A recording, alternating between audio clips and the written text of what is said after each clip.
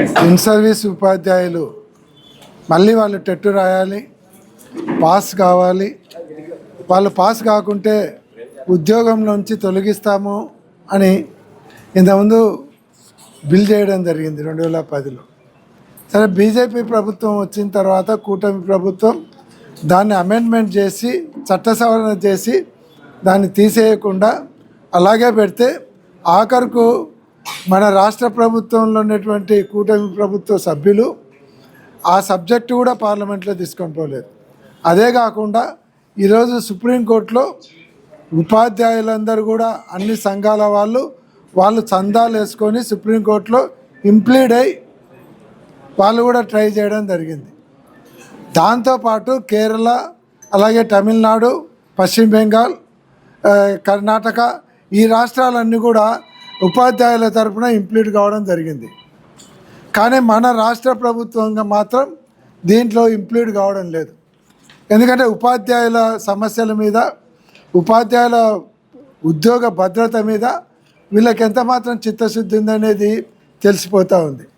ఈరోజు మళ్ళీ వాళ్ళు దాదాపు 20 సంవత్సరాలు 25 సంవత్సరాలు సర్వీస్ చేసిన తర్వాత వాళ్ళు టెట్టు రాయాలి, అప్డేట్ కావాలి, మళ్ళీ పాస్ కావాలి అంటున్నారు.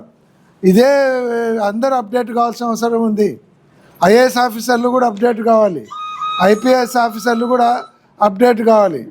మరి ఐఏఎస్ ఆఫీసర్లకు, ఐపీఎస్ ఆఫీసర్లకు కూడా మళ్ళీ టెస్టులు పెడతారా? పాస్ అయితేనే వాళ్ళు ఉద్యోగంలో ఉంటారు, పాస్ కాకుంటే ఉద్యోగం తీసేస్తారా?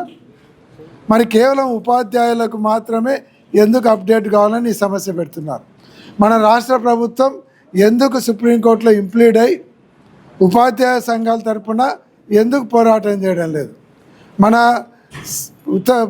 దక్షిణ భారతదేశంలో ఉన్నటువంటి కర్ణాటక, కేరళ, తమిళనాడు రాష్ట్రాలు ఇంప్లీడ్ అయినప్పుడు కూటమిలో భాగస్వామ్యమై ఈ చట్ట సవరణకు ఎందుకు ప్రభుత్వం ప్రయత్నం చేయడం లేదు? కాబట్టి దీన్ని మేము తీవ్రంగా వ్యతిరేకిస్తూ ఉన్నాము. కూటమి ప్రభుత్వం ఖచ్చితంగా చట్ట సవరణ చేయాలి. ఏదైతే ఉపాధ్యాయులు కూడా మళ్ళీ టెట్టు రాసి పాస్ అయితేనే వాళ్ళ ఉద్యోగంలో కంటిన్యూ కావాలి, లేకుంటే తీసేయాలని వాళ్ళ గొంతు మీద కత్తి పెట్టినారో దాన్ని వెంటనే తొలగించాలని మేము డిమాండ్ చేస్తున్నాం. పెడితే ఐపీఎస్లు కూడా పెట్టమని అడుగుతున్నాం. ఇదే కాకుండా దీంట్లో సుప్రీంకోర్టు తరఫున ఉపాధ్యాయులతో పోరాడడానికి మేము కూడా తప్పకుండా సహకరిస్తాం. ఈ సబ్జెక్టును జగన్మోహన్ రెడ్డి గారి దృష్టికి తీసుకెళ్ళి సుప్రీంకోర్టులో మా పార్టీ తరఫున కూడా ఇంప్లీడ్ అయ్యేదానికి మేము ప్రయత్నం చేస్తామని తెలియజేస్తున్నాం. ఈ విషయంలో ఉపాధ్యాయుల తరఫున పోరాటానికి వైఎస్ఆర్ కాంగ్రెస్ పార్టీ ఎప్పుడు సిద్ధంగా ఉంటుంది.